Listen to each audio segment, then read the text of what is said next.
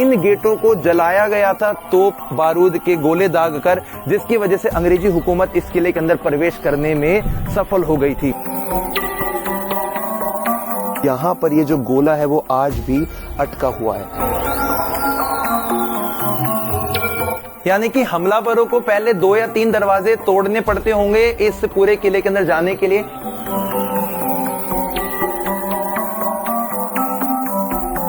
एक गोला इस बुर्ज पर आके जब लगा,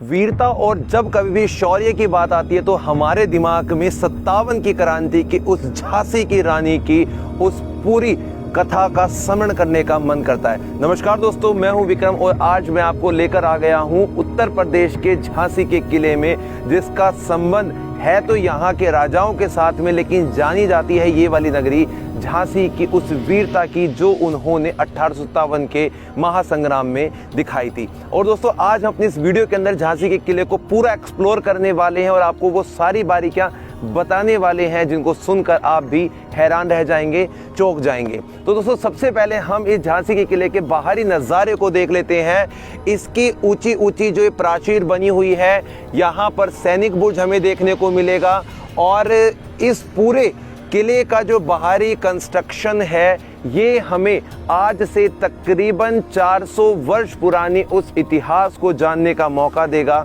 जो इस किले के साथ में जुड़ी हुई है। यहाँ से इस पूरे किले का जो व्यू है काफ़ी ज़्यादा एक्सटेंडेड दिखाई दे रहा है। और यदि अभी तक आप मेरे साथ में इंस्टाग्राम पे नहीं जुड़े हैं तो ज्ञानविक ब्लॉग हमारी इंस्टाग्राम आईडी है, जहाँ पर आपको सारी अपडेट्स मिलती रहेंगी। चलिए दोस्तों, करते हैं अपनी आज की वीडियो शुरू।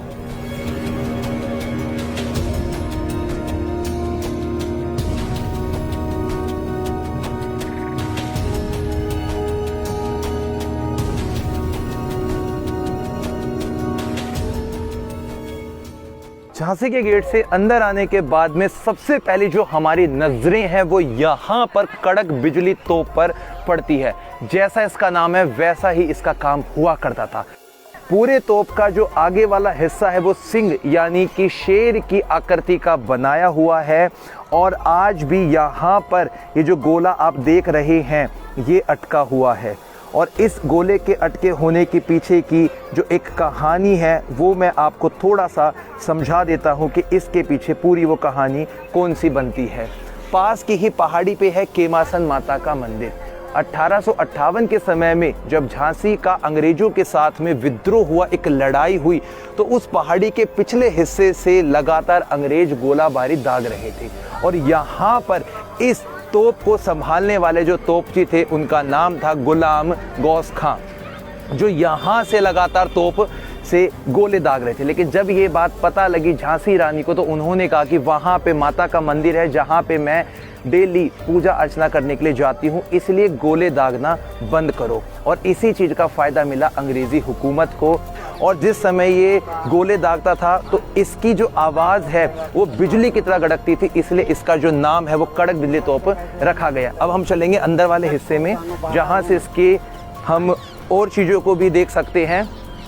इन सीढ़ियों के माध्यम से आप ऊपर की तरफ पहुंच जाएंगे। ये जो तोप थी पहले इन्हीं बुर्ज के ऊपर लगाई गई थी और 1858 के समय में जो गुलाम गौस खां थे वो उस तोप के हमले में मारे गए थे। वो बुर्ज था वो टूट गया था, जिसके बाद में वो ख़त्म हो गए। और इन्हीं के साथ में जो महिला तोपची थी मोतीबाई वो भी ख़त्म हो गई थी और एक व्यक्ति और के साथ में उनकी जो वर्तमान समय में समाधि है, जो कब्र है वो अंदर की तरफ बनाई, उसको भी हम देखेंगे। यहाँ से भी हम चलते हैं अंदर। ये जो लोहे के गेट दिख रहे हैं सारे अंग्रेजों ने अपने शासनकाल में लगवाए हैं। आ जाइए, आप यहाँ का नज़ारा देख लीजिए। ऊपर जाने की इस प्रकार की काफ़ी सारी सीढ़ियाँ बनाई गई हैं जिसकी मदद से हम इसके ऊपरी हिस्से में पहुँच सकते हैं। आपको जो चारों दिशाओं में रिनोवेशन का काम दिखाई दे रहा है ये बाद में करवाया गया है ताकि इसकी सुंदरता को फिर से एक बार बरकरार किया जा सके। यहाँ पे जालीदार गेट के पीछे ऊपर चढ़ने की सीढ़ियाँ बनाई गई हैं। ये इसका एक गेट हुआ करता था, जब कभी भी यहाँ के राजा महाराजाओं को शहर की तरफ जाना होता था तो इसी रास्ते से जाया करते थे। ये बाद में गेट लगवाया गया है। इस पे जो पत्थर का इस्तेमाल किया गया, पहले आप इसको देख सकते हैं कितनी मजबूती के साथ भी आज इतने वर्षों के बाद भी यहाँ पे खड़ा है। बैठने के लिए जो यहाँ पे स्थान बनाए गए हैं इन्हें हम गोखे कहते हैं। यहाँ पे आप बैठ सकते हो, सैनिक यहाँ पे खड़े रहते थे। इसका बाहरी नज़ारा देखिए कितना अच्छा है।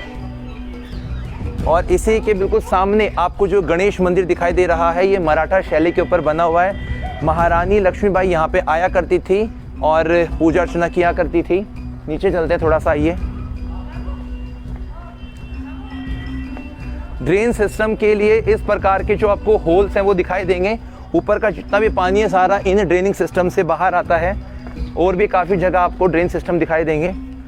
ये जो हम इसके बिल्कुल तल में जा रहे हैं, बिल्कुल निचले हिस्से में जा रहे हैं, यहाँ पर एक बारादरी बनी हुई है और गेट भी है, वो भी मैं आपको दिखाता हूँ। चलिए, ये देखिए जो छतरी बनाई गई है, ये राजपूताना शैली को, बुंदेली शैली को मिक्स करके बनाई गई है। ये देखिए कितना ऊंचा और चौड़ा इसका गेट बनाया गया है। तकरीबन ये 10 से 12 फीट मोटी इसकी दीवार है। इस हॉल में एक वक्त जब गेट लगा रहता होगा तो पीछे लकड़ी के खांचे लगाए गए होंगे ताकि उसको रोक सके, सेफ्टी दी जा सके।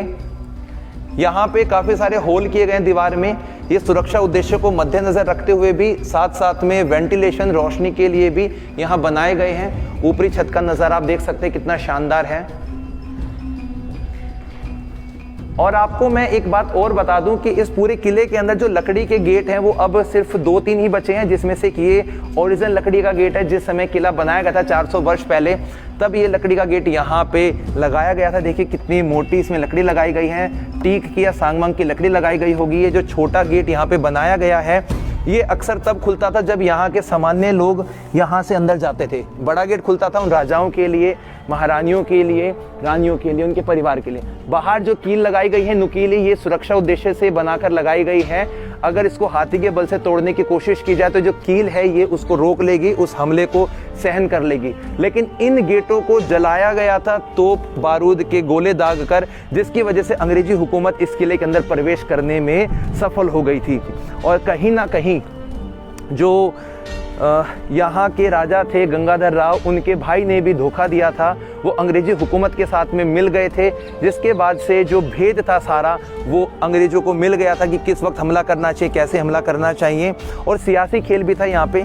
ये बारादरी के बारे में लिखी है कुछ बातें कि राजा गंगाधर राव द्वारा बारादरी अपने भाई के लिए निर्माण करवाई गई थी। और ये जो बारादरी थी बेसिक तरीके से क्या काम होता था, 12 गेट, इसीलिए इसको आज हम बारादरी बोलते हैं। और यहाँ पर जो नृत्य, संगीत, डांस का काम यहाँ पर हुआ करता था। एक बार आप इस बारादरी के पूरे बाहरी कंस्ट्रक्शन को समझने की कोशिश कीजिए, कितनी शानदार ये बारादरी यहाँ पे आज आपको देखने को मिलती है। और इस बारादरी के अंदर एक फेमस नृत्यिका जिसका नाम था गजराबाई, वो यहाँ पे नृत्य किया करती थी। और ऐसा बताते हैं कि ये जो बारादरी है वो गंगाधर राव के भाई रघुनाथ राव के लिए बनवाई गई थी। ये इस पूरी बारादरी का अंदर का नज़ारा, ऊपरी छत देखिए आप इसकी कितनी शानदार है। और एक वक्त पहले यहाँ पे पानी का इंतज़ाम भी किया गया था, फाउंटेन्स वगैरह यहाँ पे लगाए जाते थे, जिसका सिस्टम हमें यहाँ आज मालूम पड़ता है, देखने को मिलता है। ये गड्ढे बनाए गए हैं पानी वगैरह के लिए। जो पानी का फ्लो है वो ऐसा हो सकता है कि किसी ऊंचाई वाले स्थान से जो उनके सैनिक वगैरह थे, जो उनके दास वगैरह थे, वो पानी को डाला करते थे और प्रेशर के साथ में उस पाइप के माध्यम से वो पानी ऐसे होता हुआ एक फाउंटेन की शेप बनाया करता था, जो आज यहाँ से टूट चुका है। बारादरी के आसपास के कुछ और हिस्से को आप देख सकते हैं जो आज के समय में टूट चुके हैं। ये चौड़ी चौड़ी जो दीवारें आपको दिखाई दे रही हैं दोस्तों, ये सारी दीवारें एक समय पहले कक्ष हुआ करते थे जहाँ पे वो अपना अच्छा समय बिताते थे।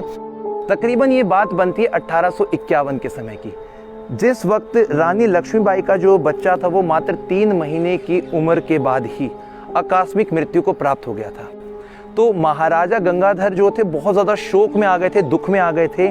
तो इस दुख को अपने दिमाग से निकाल नहीं पा रहे थे। तो वो भी कभी कभार अपने दिमाग को कंट्रोल करने के लिए, बहलाने के लिए इस स्थान पर आते थे जहाँ पर नृत्यिकाएं नाच गाना करती थी और एक अच्छा समय वो यहाँ पे बिताया करते थे, जिसका पूरे का पूरा नज़ारा आज हमें ऐसा मालूम पड़ता है। अब हम चलेंगे दोस्तों इसके बिल्कुल अंदर वाले हिस्से में, जहाँ पे इसके बाकी इतिहास को बताएंगे और उन सभी चीज़ों को दिखाएंगे कि किस प्रकार से अंग्रेज़ों ने यहाँ पे अपना कब्जा किया, किस प्रकार से सारी चीज़ें यहाँ पे बनी हुई दिखाई देती हैं। इस बारादरी के पास में हमें एक दूसरा गेट भी दिखाई दे रहा है और यहाँ पर भी वही लकड़ी इस्तेमाल की गई है। और 2 चीज़ें और हमें एक्स्ट्रा देखने को मिलेगी इसके अंदर। सबसे पहले तो इसको लॉक करने की जो ये बहुत हैवी एक लॉकिंग सिस्टम दिखाई दे रही है और साथ में जो लोहे की कुंडी होती है वो भी दिखाई दे रही है। देख सकते हैं मजबूती के साथ में सुरक्षा का पूरा ख्याल। आगे की तरफ आइए आप और यहाँ से आप थोड़ा सा और हिस्से को देखिएगा। इधर आइए। बाहर निकलने के बाद में आप पहले पूरे इस नज़ारे को देख लीजिए। ये किले का शहरी दरवाज़ा हुआ करता था। यहाँ से जब राजा महाराजा आते थे तो मेन शहर की तरफ पहुँच जाते थे। शाही लोगों का सिर्फ इस दरवाजे से रास्ते से आने का जो अधिकार था वो हुआ करता था। यानी कि हमलावरों को पहले 2 या 3 दरवाजे तोड़ने पड़ते होंगे इस पूरे किले के अंदर जाने के लिए। ये इसका अंतिम दरवाज़ा है जिसको बंद किया गया है। कोने में देख सकते हैं कितनी बड़ी बड़ी कड़ियां लगाई गई हैं। ये लोहे से देखो इसको कैसे सेफ्टी दी गई है, यानी कि धक्का मारने के बाद में चीज़ें ये ना खुले। पहले से 2 लगे होंगे लेकिन आज यहाँ पर केवल एक ही ये बचा हुआ है। गणेश मंदिर के साइड से सीढ़ियों को चढ़कर आने के बाद में हमें यहाँ पे महिला तोपची मोतीबाई की भवानी शंकर तोप को देखने का मौका मिल रहा है। इसको हाथी की शेप का यहाँ पे बनाया गया है, जिसका आप मुख जो है देख सकते हैं हाथी का बिल्कुल बना हुआ है यहाँ पे। और इसी के साथ में इस पे कुछ चीज़ें भी घड़ी गई हैं, लिखी गई हैं, जिसको आप यहाँ पर देखिए। ये जो लिखावट है ये उसी वक्त की है और इसी से इस तोप की जो ताकत है वो पता लगती है। अष्ट धातु की तोप बनी हुई है और बताते हैं कि जिस समय चलती थी तो इसके अंदर माँ भवानी की शक्ति आ जाती थी। ये इसका मुख है जिसको हाथी का रूप दिया गया है। यहाँ से गोला दागा जाता था और दागने के बाद में अंग्रेजों के साथ हुई वो 1858 की लड़ाई, जिसका नज़ारा यहाँ से हमें देखने को बनता है। यहाँ पर जब ब्रिटिश शासन ने जब किले पर हमले करने की कोशिश की तो सामने एक पहाड़ी दिख रही है वहाँ पर, जिस पर एक कैमासन माता का मंदिर स्थित है। उसके पीछे अंग्रेज़ी फ़ौज छिपी हुई थी, तो वहाँ से अंग्रेज़ी फ़ौज ने इस किले पर गोले दागे। इसी के साथ साथ तो एक बुर्ज था यहाँ पर, वो भी उसमें नष्ट हो गया था। लेकिन बाद में जब ब्रिटिश शासन में आ गया, ये किला उनके कस्टडी में आ गया, तो उन्होंने उसका निर्माण दोबारा से वापस करवा दिया। साथ ही साथ हमारे झांसी में क्या है, झांसी पहले 12-15 किलोमीटर के अंदर बसा हुआ था। तो झांसी की बाउंड्री वॉल पे जो इसका सेक्टर था उस पे करीबन 8 से 10 गेट बनाए गए थे। तो प्रत्येक गेट का नाम जो जिस शहर के लिए, जिस कस्बे के लिए वो रास्ता खुलता था, उसके आधार पर उसके नाम रखे गए। सबसे पहला हमारा खंडेराव गेट, दूसरा हम दक्षिण की ओर जाएंगे तो वहाँ पर सैयर गेट है, उसके बाद ओरछा गेट, थोड़ा उसी से लगा हुआ सागर गेट, और सागर गेट से हम थोड़ा सा पीछे को दाएं तरफ को जाएंगे तो वहाँ पर हमको बड़ा गांव दरवाज़ा मिलता है, जिससे हम बड़े गांव आसानी से जा सकते हैं। फिर उसके बाद घूमते हुए वहाँ से दतिया गेट, उन्नाव गेट और चांद दरवाज़ा है। चांद दरवाज़ा यूँ तो किसी शहर के लिए नहीं खुलता था, लेकिन चांद दरवाज़ा पर खड़े होकर वहाँ से ईद का चांद देखा जाता था। ठीक है, शुक्रिया। और दोस्तों इसी बुर्ज से मैं आपको कुछ 2-3 चीज़ें और यहाँ पे दिखा देता हूँ। आप अपनी नज़रों को बिल्कुल सामने की तरफ लेकर जाइए। इस पेड़ के पीछे वाले हिस्से में जो येलो कलर की बिल्डिंग आपको दिखाई दे रही है उसे कहा जाता है रानी लक्ष्मीबाई का महल, जहाँ पर वो रहती थी। उसी के सामने एक चर्च भी बनाया गया है और इसी के साथ में ये पूरे का पूरा जो झांसी का शहर है वो आपको देखने को मिलता है। इसका पहला भाग हम यहीं पे समाप्त करते हैं क्योंकि किला काफ़ी ज़्यादा बड़ा है। दूसरे भाग के अंदर हम देखेंगे इसकी जेल, जहाँ पे कैदियों को बंद करके रखते थे, फांसी का स्थान, और इसी के साथ में आम और ख़ास महल, और उसी के अंदर बना हुआ है पास में ही पंचमहल भी, और एक वो स्थान जहाँ से रानी लक्ष्मीबाई ने 1858 के समय में लगाई थी अपने घोड़े के साथ में छलांग। अब हम चलते हैं इसके दूसरे भाग की तरफ।